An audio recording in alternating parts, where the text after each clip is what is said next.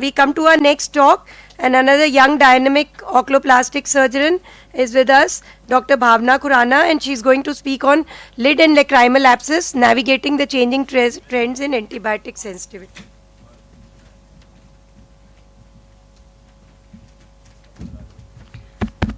Thank you, Dr. Urmil. I'll be discussing our observations on the changing trends in antibiotic sensitivity in lid and lacrimal abscesses. Briefly about lacrimal abscess, it starts mostly as an acute dacryocystitis, maybe secondary to NLD obstruction and secondary bacterial growth in the stagnant fluid. There can be a varied clinical spectrum ranging from mild tenderness, erythema to a frank lacrimal abscess, and untreated can have grave consequences. Lid abscesses and preseptal cellulitis are infections that can originate from small lesions like Chalasia hordeola or from the adjacent sinuses or due to retained foreign body skin infections or maybe trauma or post-surgical procedures.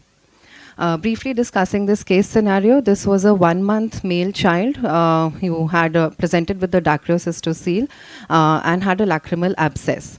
So because of the lacrimal abscess, the patient had to undergo incision and drainage followed by microscopic examination and culture sensitivity.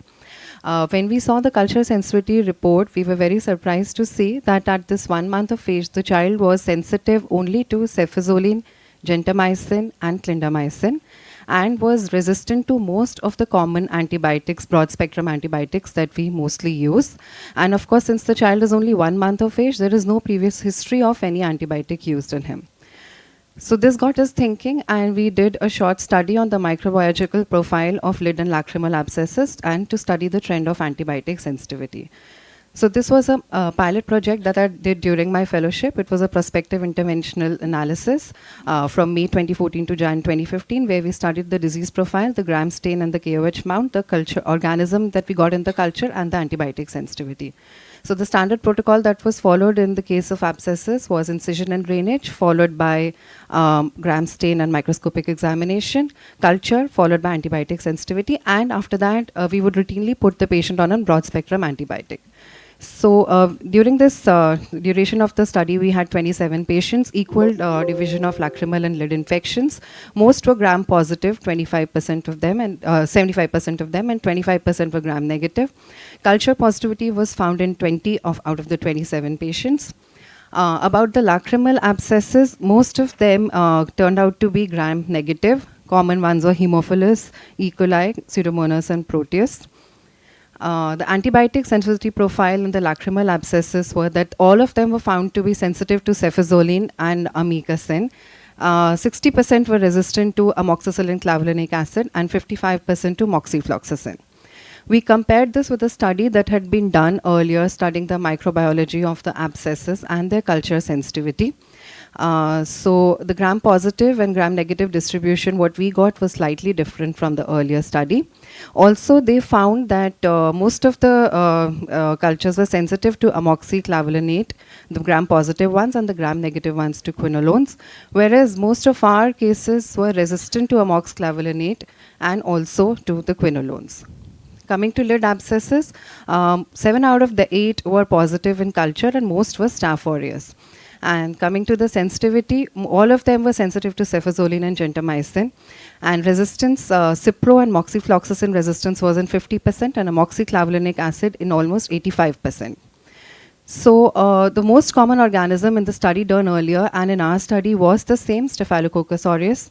Whereas in the earlier study, most were sensitive to amoxicillin clavulanic acid, but in our study, 85% were found to be resistant to amoxicillin clavulanate. So after the initial pilot study, we continued the prospective interventional study over 5 years, collated cases done at 4 centers over the 5-year period. We got 60 cases. Lacrimal and lid abscess division was approximately equal. Gram staining profile, 78% were gram positive. Culture positivity was found in 73%. Most of the lacrimal abscesses were found, 50% of the lacrimal abscesses were found to be resistant to amoxicillin clavulanic acid, resistance to moxifloxacin in 50%. In lid abscess, the most common organism was Staph aureus still. Resistance to amoxiclavulanate in 65%, resistance to ciprofloxacin in 40%, and to moxifloxacin in 50%. So this brings us to the question that after doing an IND and sending for a culture sensitivity, what would be the most recommended broad spectrum antibiotic that we can start on the patient till we come up with a sensitivity report? So this is just to highlight the emerging antimicrobial resistance, which has been identified as one of the top global public health threats by WHO, the main cause being misuse and overuse of antibiotics, leading to an exponentially rising level of resistance. Also has significant economic costs along with increased disability and death in our patients. The patients that we get, it could lead to things as grave as orbital cellulitis, superior ophthalmic vein thrombosis, and cavernous sinus thrombosis, to name a few conditions. So this calls out for a careful and judicious use of the antibiotics that we have in hand. Thank you for